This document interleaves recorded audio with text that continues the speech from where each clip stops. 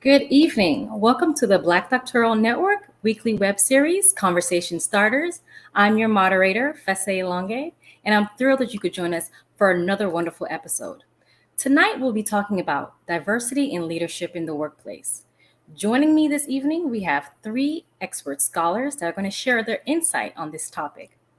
Joining me first is Dr. Crystal Sellers-Battle, who is the Dean of Equity, Diversity, and Inclusion and Chief Diversity Officer at Juniata College in Huntington, Pennsylvania. Dr. Sellers-Battle focuses on creating initiatives and strategies for furthering equity and inclusion efforts on campus, such as mentoring programs for student athletes, as well as bias incident response protocols. I welcome you, Dr. Sellers-Battle. Thank you so much for having me. Thank you. Our second panelist joining us this evening is Dr. Skyler Walks, who's the Assistant Dean of Diversity, Equity, Accessibility, and Inclusion, as well as Assistant Professor of Instruction of Diversity and Inclusion in the College of Pharmacy at the University of Texas at Austin. Dr. Walks focuses on recruitment, selection, and appointment, as well as retention of diverse students, faculty, and staff. I welcome you, Dr. Walks. It's a pleasure to be here. Thank you so very much. Thank you. And our last panelist joining us this evening is Mr. Thomas Faulkner, who's the Director of the Center for Inclusive Excellence at Gustavus Adolphus College. Mr. Faulkner focuses on mentoring and advising all students through their educational journey. I welcome you, Mr. Faulkner. Honored to be here. Thank you. All right. So I'm thrilled that you could join us. So let's go ahead and get started on these wonderful questions that I have for everyone. So the first question that I have is, how would you describe the relationship between diversity and leadership in the workplace? Dr. Sellers-Battle. I was thinking about this very question a little bit earlier. Thank you for asking. I believe they're directly intertwined because the reality is that in our leadership protocols, we should be thinking about leading all, and diversity is about representing all. And so while we think of those things, they have to be directly intertwined. Not to say that all leadership is successful in doing so, but our efforts are to basically think about how do we lead all, how do we support all, and then diversity is how we represent all. And so I think there is a huge direct correlation and connection between those two. Thank you, Dr. Sellers-Battle. Dr. Walks. Thank you for that. I definitely agree with Dr. Sellers-Battle. I think most importantly, based on my experience and perspective, I think genuine and authentic leadership understands that diversity is critical. It's not an add-on. It can't be an afterthought. It can't be in response to a crisis. It can't be something that happens only because of an incident, right? Or because there's a sudden trend. It has to be something that is genuinely a part of the culture of the organization or institution. And if it hasn't been historically, and quite frankly, for most of our historically white and predominantly white institutions, it has not. There has to be an intentional effort to make those efforts supported fiscally, to make those efforts supported in terms of staff, to make those efforts rewardable and not just with the taxation of those who have affinity, identity, or relationships with those particular diversity categories, but also something that is seriously taken into consideration in terms of upward mobility. How are you contributing to this need? What is your track record with this need? What does your trajectory and goal ideation look like with this need? And I think those are things of which leaders can definitely create very clear objectives around that show and demonstrate to their communities, institutionally or organizationally, that this matters, that this is not just lip service, and that they will put resources behind the activation of those items. Thank you, Dr. Waltz. Mr. Faulkner. I would echo everything that has been said so far. And I think, it's really important to understand that the history of an organization or an institution can tell you quite a bit about what the relationship means to them by how they go about it. And sometimes the history gets in the way of moving forward with diversity being at the helm of leadership in the workplace, right? And we see that quite a bit. Because that hasn't been a thought process for many institutions and organizations ever. And because of that, it's very difficult to see that change take place. And so the relationship there, you can see, especially when it's quite young in nature, it struggles quite a bit. But, like both of my colleagues said before, what it should look like, you should be able to see the intentionality behind it throughout, everything that is being done. It's not a one-off kind of scenario. It's not something that is an add-on to what people are doing already. It should be a part of every aspect of the culture of an organization. Thank you all for those great points. This actually leads us to our next question that I have for you all is, what are some benefits and challenges in the promotion of diversity in leadership positions? Mr. Faulkner. Well, the benefits and challenges, it kind of comes at the same, roughly around the same time, to be honest with you. The benefits of it is once you start recognizing the need for that type of diversity in leadership, when you recognize that, organizations and companies can actually start making those changes, both visible as well as in terms of procedures and policies and things like that. And that benefits the entire institution, the entire organization, when those movements start to take place. And that's an incredible feeling when people can see that, when they can feel that. The challenge a lot of times that I see is that when that type of change starts to take place, people are happy at the beginning. They may be skeptical, but they're happy to see it. Mm-hmm.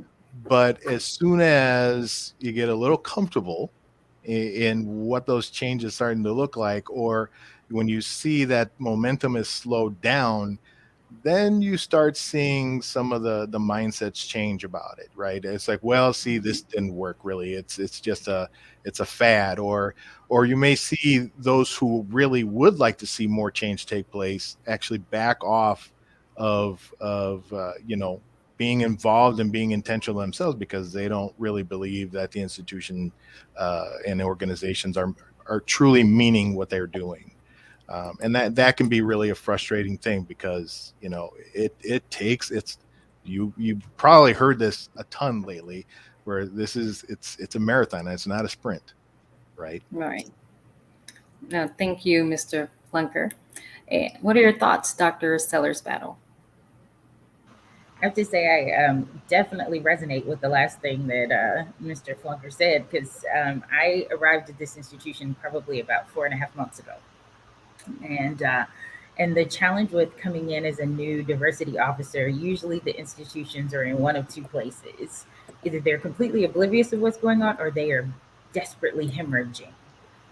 And so I use this reference a little bit about my institution, and they won't be surprised that I've said that, because they've heard me say it many, many times, is that I arrived at a campus where a lot of people were hemorrhaging from uncertainty, from social unrest, from economic uncertainty and pandemic uncertainty. And so the diversity person was to come in and either fix the immediate hemorrhage or do the long-term work to figure out why the hemorrhage was even there in the first place. And if you ask one set of the team, they'll say, fix the immediate hemorrhage and keep moving.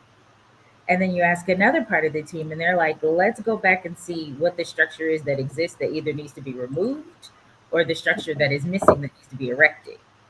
And the challenge is figuring out what the balance is. And in the middle of that, as I'm sure many of us in diversity feel like, we've been asked to address this without any medical records, without any testing protocols. We just kind of get thrown into it, and we have to decide which place we live in. Do we want to? So I think the benefit is that we bring someone in who can identify the hemorrhage, but the challenge is, do we get enough time to fix it? Thank you, Dr. Sellers Battle. And Dr. Walks. Well, I feel like in many ways, my colleagues have already brilliantly said the most important points. I'd like to add to what they've already shared with us that I think one consideration in terms of a benefit is the obvious. A more diverse space is not going to be the sole benefit. It has to be an inclusive space that also espouses a strong sense of belonging. And that's the activation that's the most radical. Because oftentimes a lot of institutions and a lot of organizations think that if they have the quantifiable diversity, right? So there's numbers, I'm not saying quotas, of course, but there's numbers, or there's a visible diverse representation in the community, then they've achieved something. And that's actually a very low bar. That should be something that should be happening, absolutely, but that's not where the work starts. And quite frankly, where in my experience in scholarship and research also shows this, more resistance actually happens around activation regarding inclusive practices, right? And then the cultural shift around belonging. And so I think that's the greatest challenge.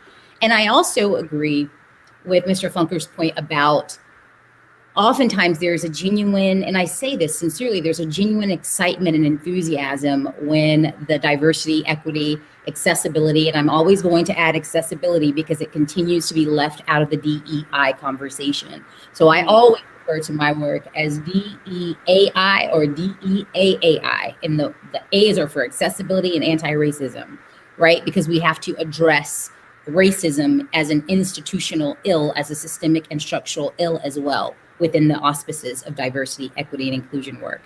So I say all that to say, one of the greatest challenges, to Mr. Flunker's point, is that this enthusiasm is very present in the beginning. But then oftentimes individuals who've not had to consistently and routinely engage diversity work, themes, concepts, and inclusion, they tend to suffer from a fatigue quite early. And I say that respectfully because oftentimes those who have experienced marginality or oppression have a much stronger immune system to the fatigue of it, because it's something that's embedded in our daily experiences and lived realities. And we can't often opt out, right? And so what tends to happen when that fatigue hits after the enthusiasm wanes is oftentimes less work, less visibility around the work, lower attendance in programs, a smaller pool of folks who are willing to lead initiatives or take on certain things on their own. And we have to be very careful to not let, again, the efforts and the energy go back to the folks who are already experiencing marginality with this additional tax. So I think calling out the fatigue, not in a punitive way, but saying this is something around which we must be accountable because it's part of our strategic effort. Thank you, Dr. Wall. And thank you all for just sharing your perspectives on this question. It really helps us to understand those benefits and challenges. So I thank you all. The next question that I have is, how has the current political climate influenced diversity in leadership positions? Dr. Sellers Battle.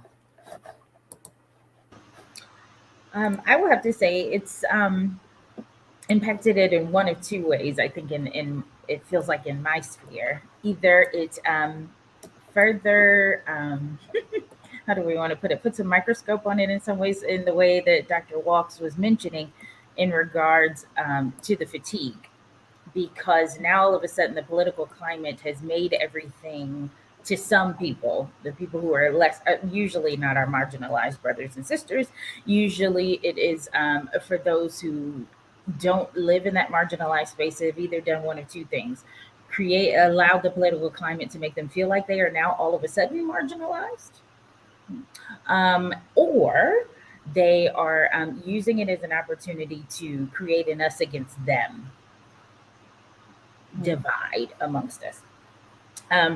I am in a part of I'm living in a very, very, very, very politically conservative environment right now.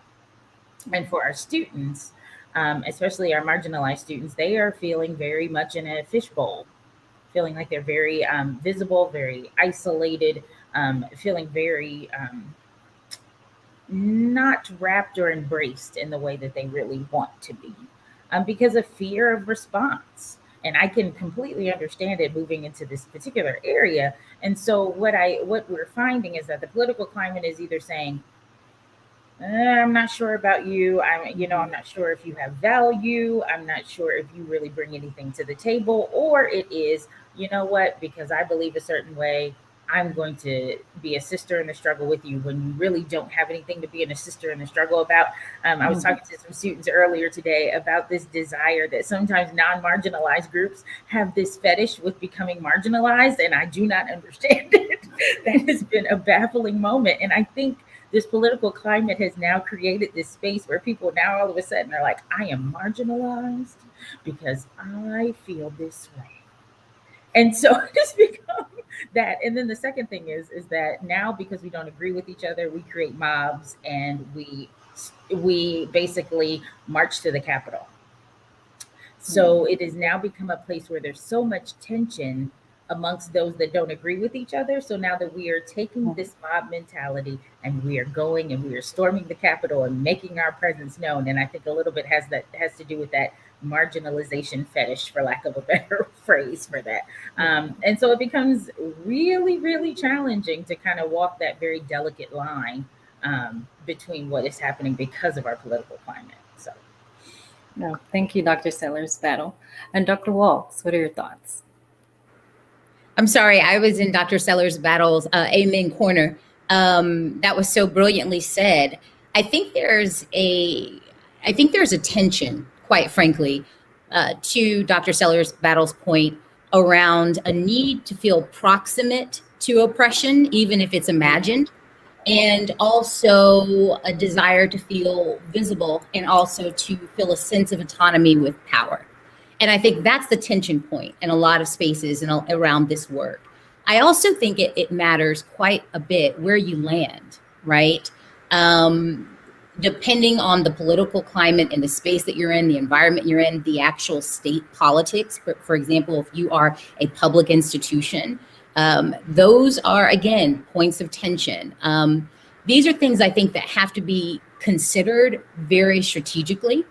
Because even in an effort to do the most, to do the best, to do the work that needs to be done, and not to do it in a performative way, there's also, quite frankly, a line that is very difficult sometimes to navigate, a political line to toe, if you will.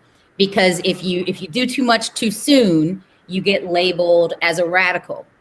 If you don't do enough in response to whatever eruption there may have been, or if there was some controversy on campus or within your institutional space or within your community or city or town, and you're not responsive enough, then you may be accused of not, and I'm talking about workers in this area, not any individual. You may be accused of not being someone who has, and forgive the ableist language, but who has their feet on the ground, who's able to be precipitative in the way in which they react and respond, or proactively respond to issues and challenges. So it's a tightrope and it's difficult. But I think the most important thing to do is to make sure that you don't ever go into a performative space. Sometimes that may be difficult for some to resist, not me personally, just because of the integrity that I hope and pray to always bring to this work, because it's both heart work for me and head work for me. It is my vocation. But I also understand and respect that a lot of folks struggle with that. Because for a lot of folks in this, if I'm getting very real with you, for a lot of folks doing diversity, equity, accessibility, and inclusion work, there are a lot of people who have a lot of expectations from you, but at the same time don't ever want to be offended or feel unimportant. And that in and of itself is a very political space in which to operate. So being strategic while being authentic, I think, is the best advice I could give. Well, thank you, Dr. Wall. Mr. Faulkner. It's It's a challenging time. I'm not going to lie. Being at a very traditional, predominantly white institution, that has a quite significant social justice minded student body. Um, it's interesting to see when you have intentional change, because I mean, our core values are very specific, and social justice, is at the crux of a lot of that. And so we recognize as an institution, and our president is at the helm of that. She came in with a very DEI mindset, coming out of the business world. She recognizes where we're at as an institution and the changes that need to be made. Um, would like to see things move more quickly, obviously, but Mhm. higher ed has a tendency of not being as quite as quick as the business world. um, but when things have happened surrounding us in everything from what we just experienced in Kenosha to George Floyd, to I mean all of these scenarios, our students aren't silent about that.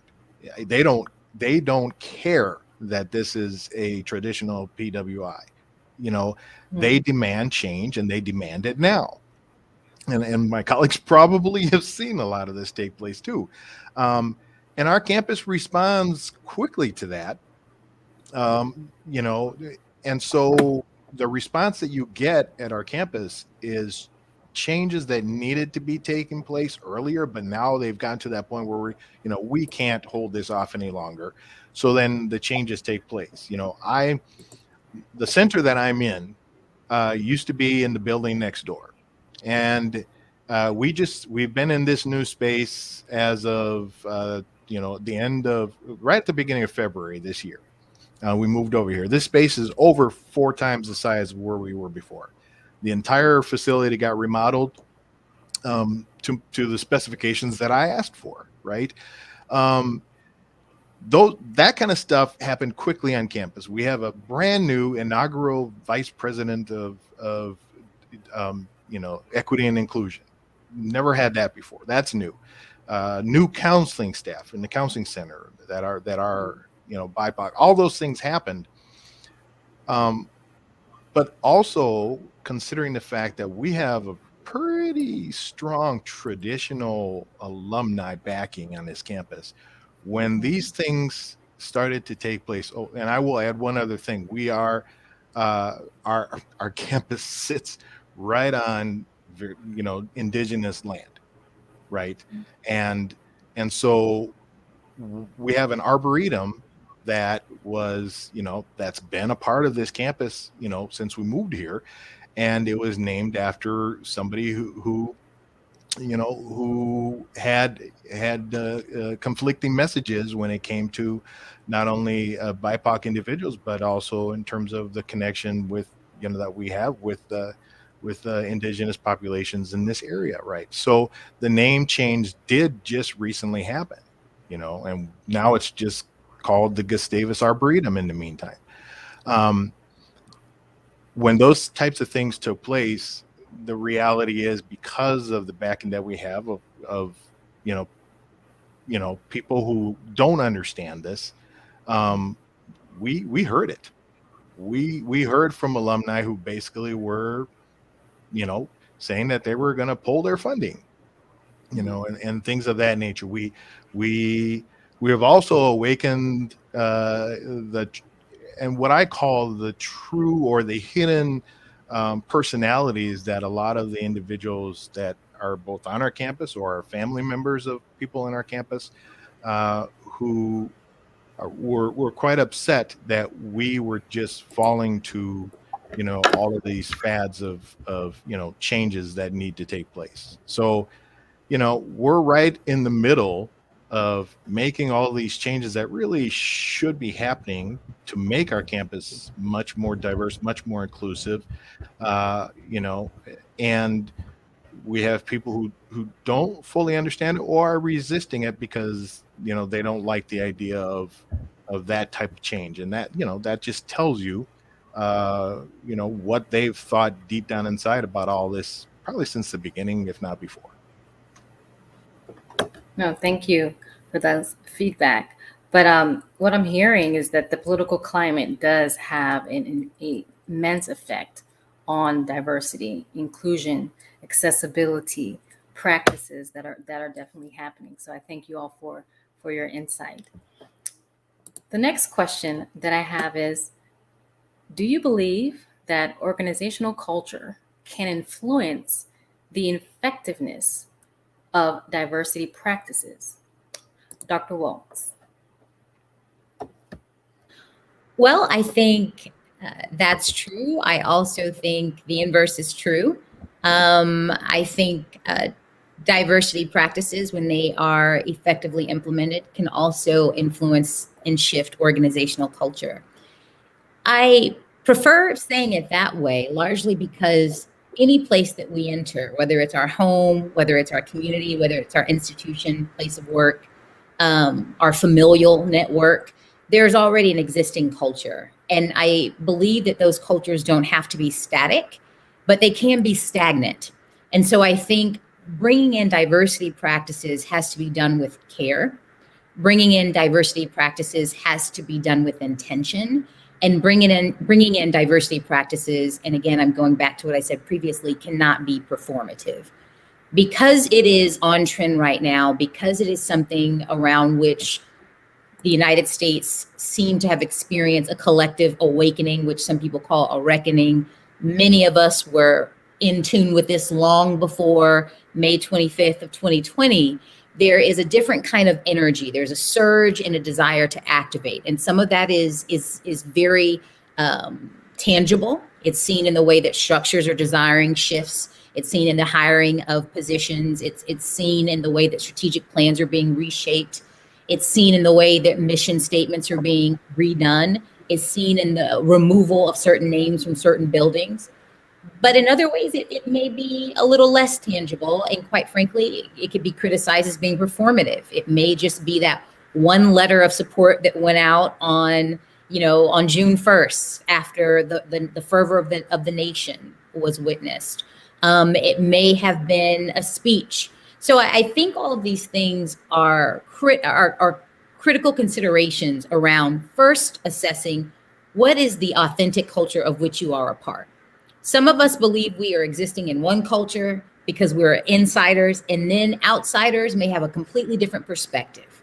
Okay, so I think gauging that barometer of who you are is important, and that can be done by implementing metrics.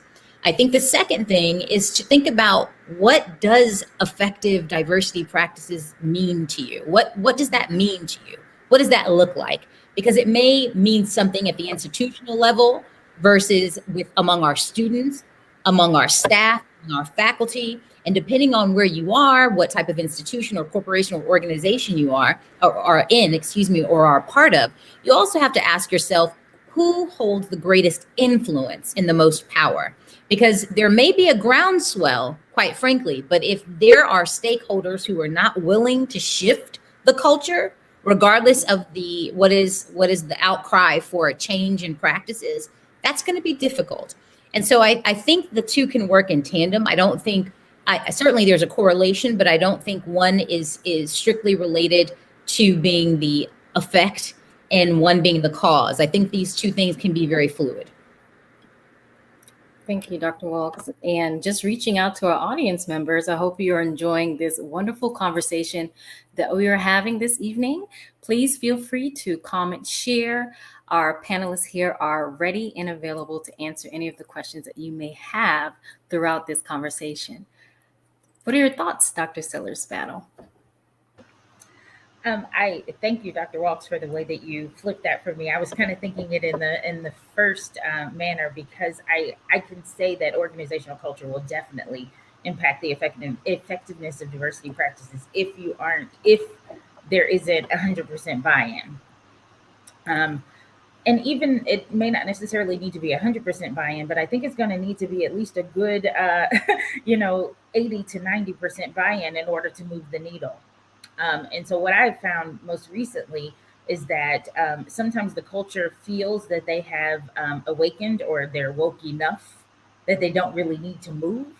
And so then that makes the diversity practice very difficult to continue, or move the process forward in some ways.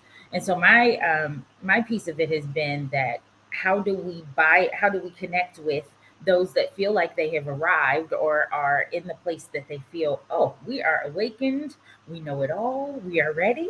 How do we embrace them and then bring them to the table to understand that let's partner together? Your how awake you are is going to help me, because in a lot of places, we as diversity officers are usually a one, two, or half of a person trying to move the entire needle of an entire institution or connection. And so rather than us work and say, oh, I've arrived, I am woke, I have it all figured out, let's work together. So then we can turn that one person into 12 and use the groundswell that Dr. Walks was talking about to really move some organizational things forward. But one of the places that I feel that on the reverse is that the diversity practices can also do, and I think is really important, is helping the organizational culture to understand that it needs to operate under a level of cultural humility and understanding. And a lot of times our organizational cultures move in a business awareness and a business culture and a business humility, but not necessarily in a cultural intelligence or cultural humility. And I think that's really important for us to think about. How do we make the organizational culture move through those lines? No, those are wonderful points, Dr. Sellers Battle. Mr. Faulkner, what are your thoughts? I think the only thing that I will add to this, just because everything has been said so eloquently, I when you take on the responsibility of pushing for change like this, it has to be consistent. I mean, I understand that it's tiresome, but the thing is, it has to be ongoing and consistent, so that the campus sees that no, this is not a fad. This isn't going away. Or campus, or any other type of organization for that matter. So being consistent about showing everybody why this is important, and therefore we are going to continue down this. Now, having said that, the other thing that we have to take into consideration is that the whole idea of one size fits all. You have to be really cautious about that too, because what works for us here on this particular at this particular institution may not work somewhere else, right? You have to be intentional about understanding what's a part of the culture that's already there, and what so trial and error is going to be a part of what you do. There are best practices, but this best practice may not be what you're looking for in order to reach the audience that you're trying to reach at the place that you're at. But it has to be consistent, it has to be ongoing, and you really have to be mindful of what's going to work for that particular institution. And like you said, Dr. Sellers, about the fact that you find that population that you can work with first, right? Let's get them on board, let's help them to understand, and then we have a bigger mass, and then we can continue to move from there. Thank you, Mr. Faulkner. And Dr. Walk, you had one additional information? Yeah, I did actually. I think it's just important to recognize that organizational cultures influence practices. Practices help to define policies, right?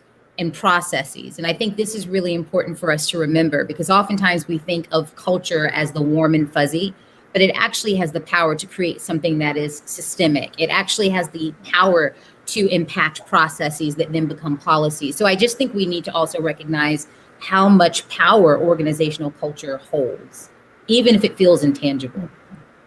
Thank you.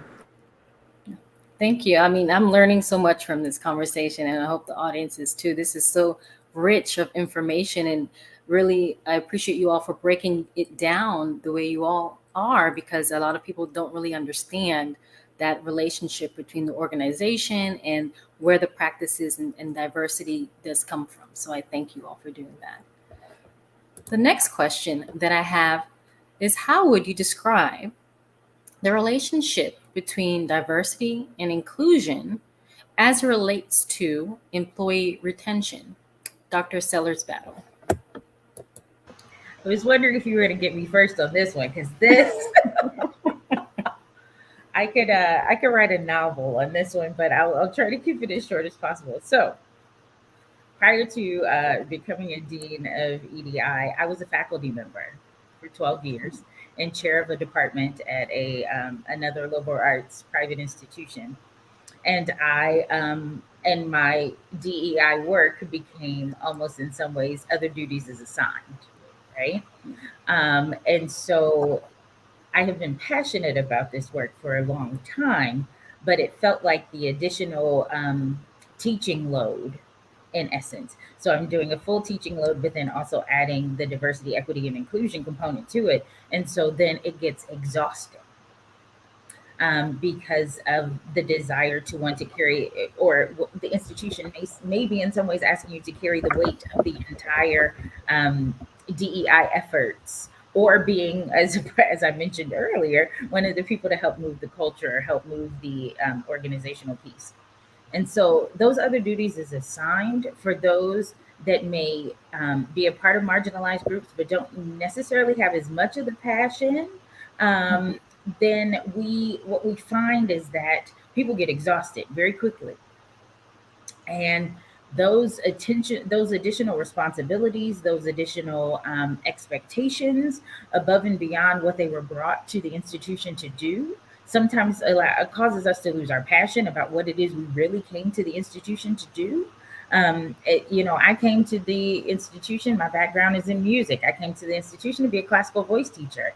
But sometimes there were moments where those other duties as a DEI professional, alongside my full teaching load, caused some exhaustion. And so sometimes that retention, that could be the piece of it. Now, on the flip side, if diversity and inclusion is done well, then those faculty members can focus on what it is that they've come to the institution to do, because there is a fully staffed diversity and inclusion office that is helping to move the culture forward. No, thank you, Dr. Sellers Battle.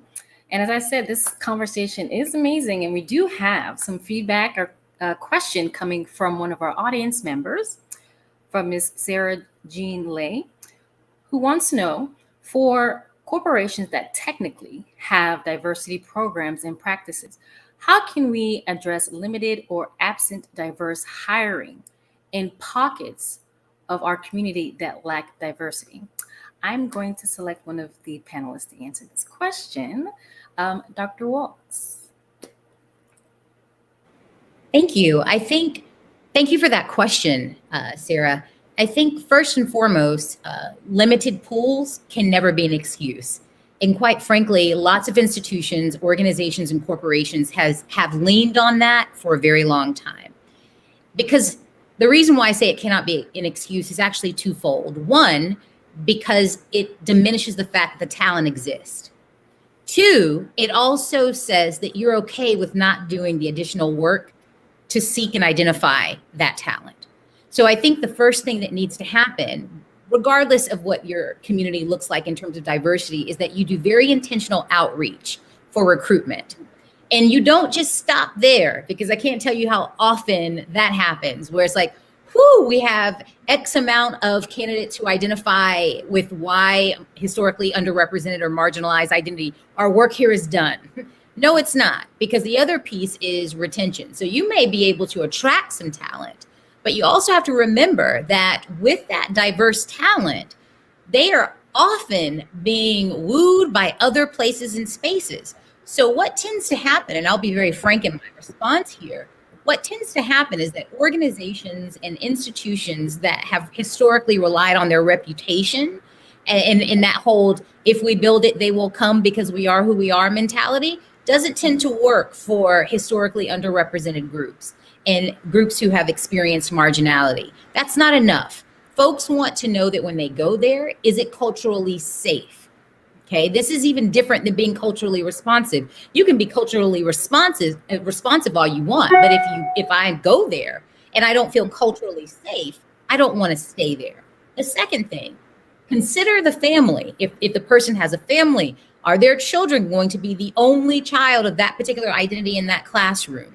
Is the school district inclusive? Okay, so it's more than just about numbers, because I think that tends to be something that confuses a lot of institutional leadership. They think, well, we threw X amount in terms of a salary as a lure for this particular talented person.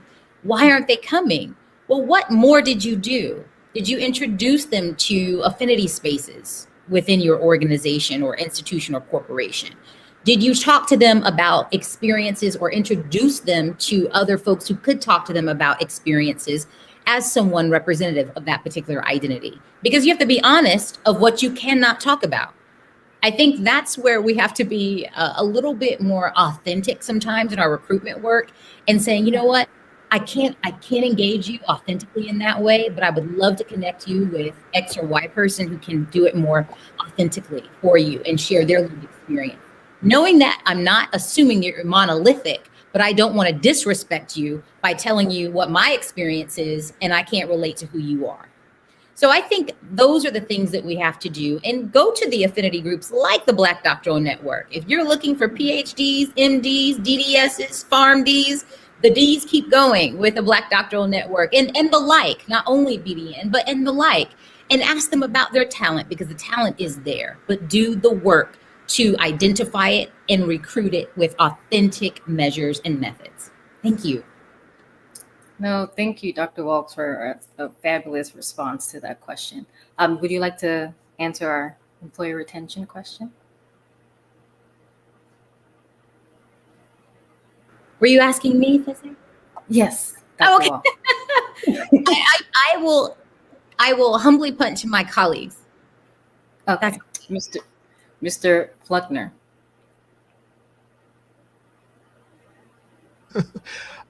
I'm still navigating everything that you just shared with us, in terms of the answer to the question in the poll. One of the things that I will say about the relationship between diversity and inclusion as it relates to employee retention, when an institution or organization is going through the process of seriously thinking about DEI or DEAAI, as you put it before, you can't just look at one aspect of change, right? Because of what you said, we've all brought to the table about the different personalities and different traditions and things that have been a part of the college. If you truly want to retain the employees that you have, and you're going to have to take a look at every aspect of your policies, every aspect of your procedures, every aspect of what do we do to help the people that we have, that source of that runs everything. How do we make them feel like they're valued? How do we make them feel that they're welcome? How do we make them feel included in what the institution has to offer? And so, that relationship is huge. It spans every aspect of this area, this work, this topic, because of the fact that you have employees that come from all walks of life. And so no matter what racial, ethnic background, identity you have to take all of it into consideration. And I get that that's hard work. And I get that it takes a long time, but it has to be done. Otherwise, you can put this program in place and you can put this policy in place, but you're going to miss something, and somebody's going to feel it. And when somebody feels it, one of the things that I've said since I've been at this institution for less than 5 years, and I may have a different mindset about how I navigate things, but one of the things that individuals who think about this and wake up every day thinking about diversity, equity, inclusion, because it's a part of our being, you notice and feel when people leave, right? And my guess is that, when you feel that, you also know the reasons why people leave, right? And so, describe the relationship. The relationship, it's it's intertwined. It's intertwined, in every aspect of DEI. And so the intentionality of an organization and institution, it has to be sweeping. It has to go through the entire organization in order for true change to take place and to recognize the value that employees, bring to the organization. Thank you, Mr. Faulkner. Dr. Stellas Battle, you have something to add? I just had one quick thing about, and this was related back to what both of my colleagues were talking about. Sometimes there's a traditional element in some institutions, and so sometimes there's a reticence to go and look at the policies again and make sure that they are effective and useful for the time that we're in. And we just had a moment where we had to really step back and look at our policy and say that there are changes in our culture and our environment in our country right now. And so now we need to think about, how do we update these policies to make sure that everyone is feeling included? And so really, pushing the institution to think about that. Yes, historically, we may have been doing this, but now we're in a space where we need to think differently about how these policies impact everyone on campus. No, thank you all for just all this information. I'm definitely enlightened now, and hope our audience members are as well. So since we're talking about the employee side of the organization and diversity, I want to continue with another question that I have is, how important is employee engagement when developing a formal workplace diversity program? Mr. Faulkner.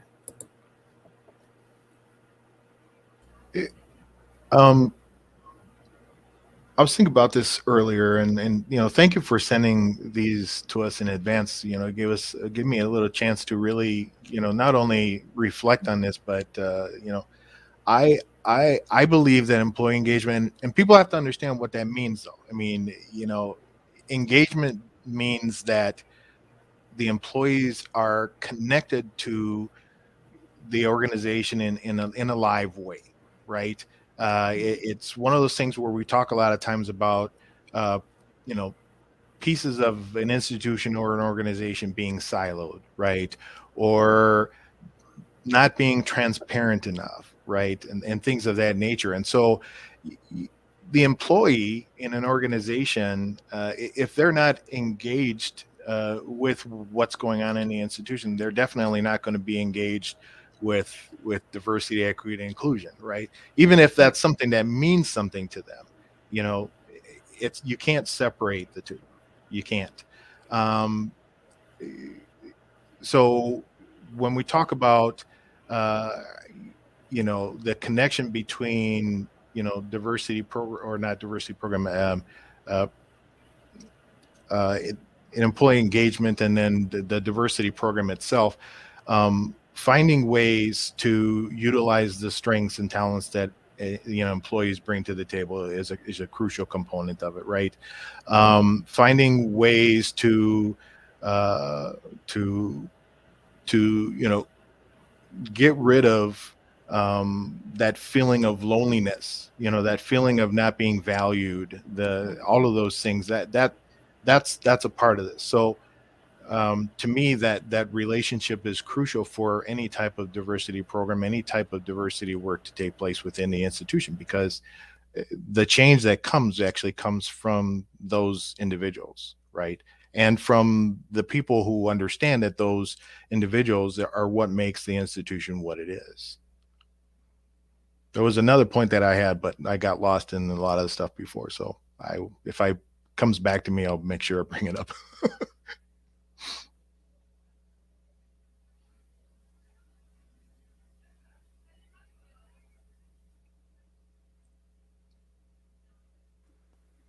I'm happy to continue, if that's okay. I think one of the other things that's important to consider with respect to how important it is for employee engagement when developing a formal workplace diversity program is to not conflate equity and equality, and to also not conflate inclusion and belonging. Oftentimes what happens in this work, because it's quite frankly, it can feel like it's jargon heavy work if you are jargon laden, if you are not as familiar with the terms and where they are derived from and what they mean and the intentionality behind their application, is that they're often used synonymously, right? Like we'll swap out equity for equality, we'll swap out inclusion for belonging. No, belonging is one of the most radical, because belonging means that you are not going to insist that the labor be on the individual who is different to adapt or acquiesce or to assimilate to the existing culture that is largely a hegemonic culture, right?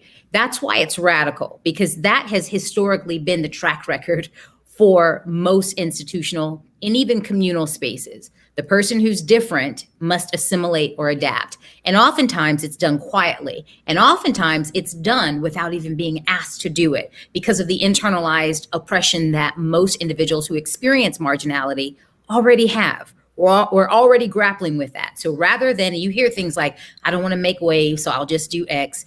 When you come in, keep your head down. Don't ask too many questions, girl, because you know people get upset. I mean, you hear these also from affinity communities, right? And that's largely because they are accustomed to assimilating, shifting, acquiescing in ways that somehow diminish aspects of their difference, even if what their difference is helps to augment the beauty of the space. And I mean that in terms of talent, thoughts, etc.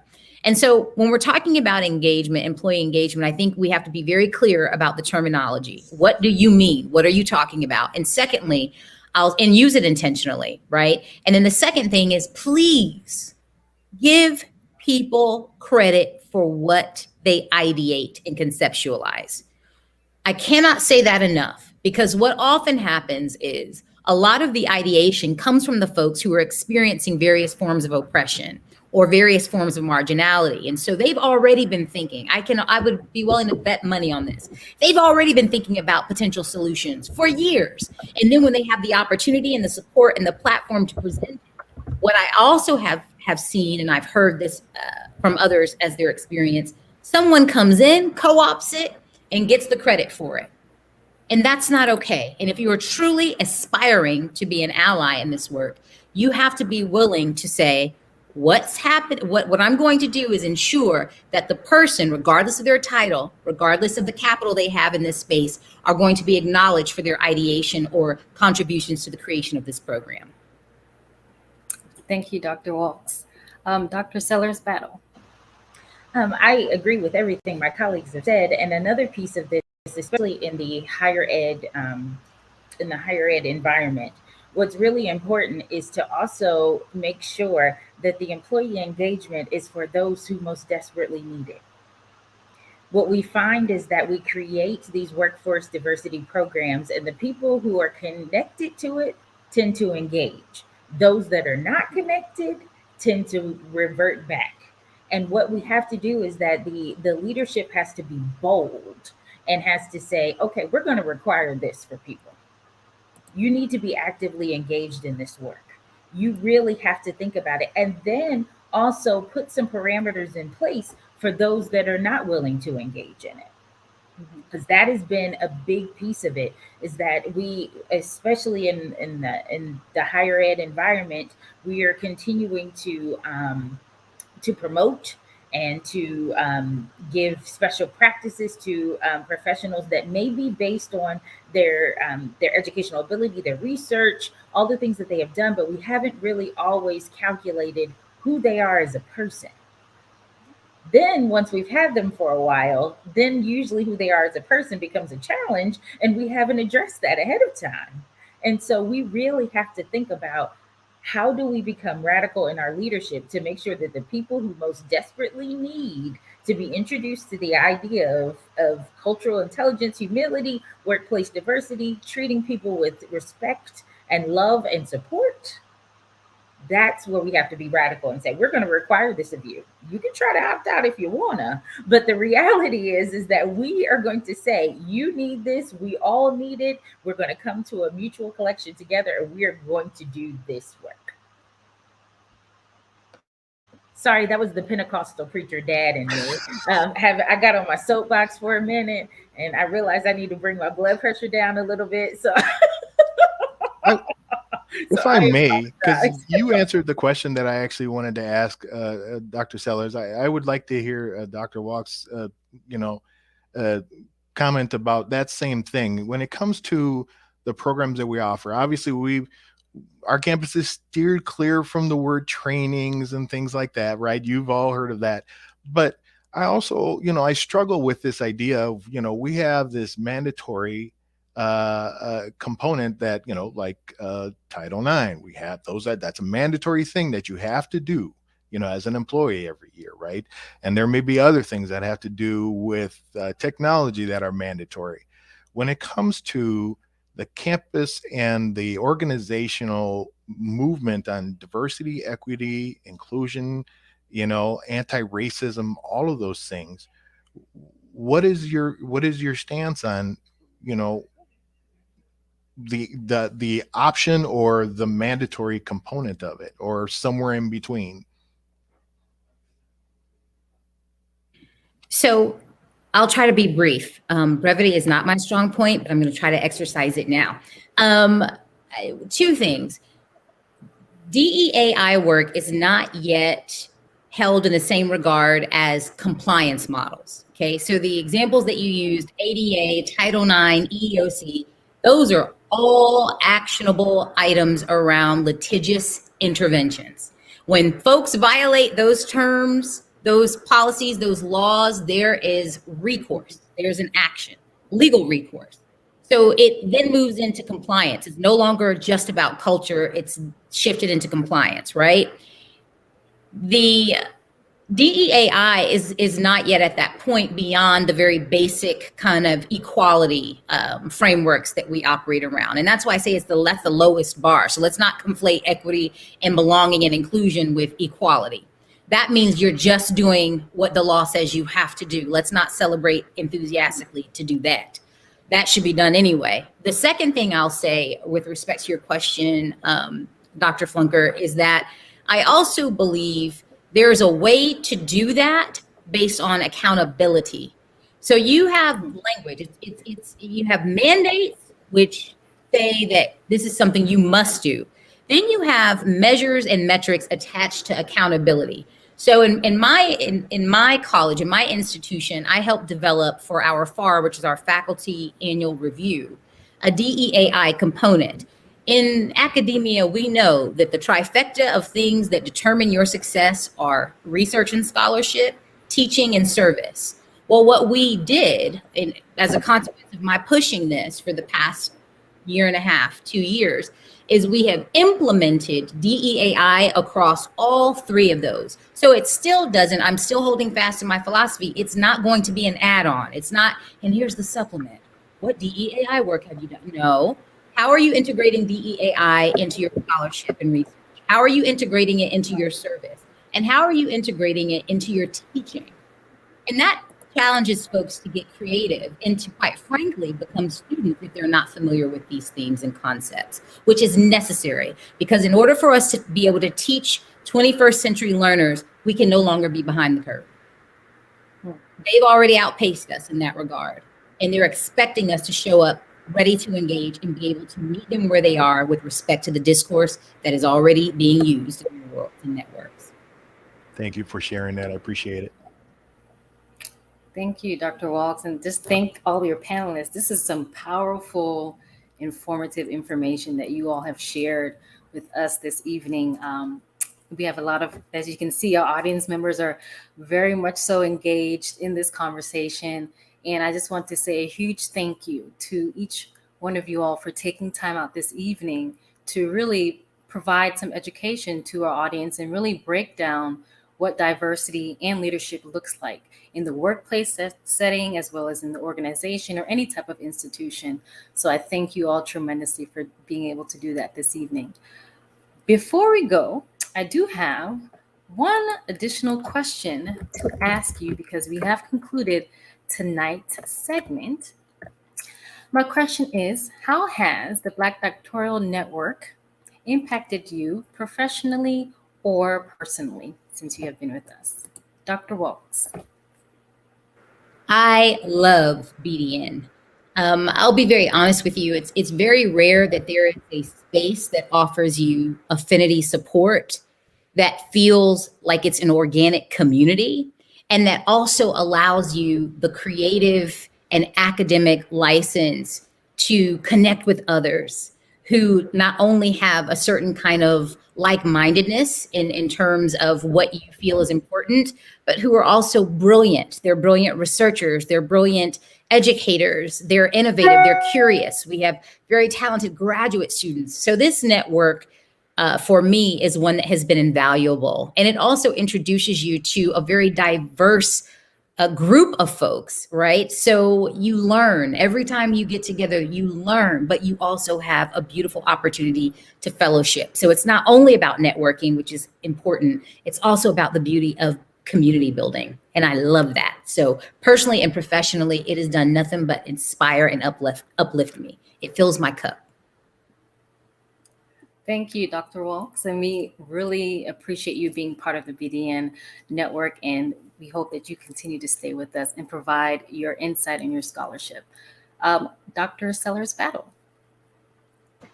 I have to say, it has been wonderful to just feel like I'm connected with people in a way where I can let my hair down. When you are working at a predominantly white institution, sometimes you might feel a little bit isolated, but sometimes there's a way that you can just go to BDN on Facebook or on social media and feel like, oh my God, they get it. I can let my hair down. I can enjoy this experience.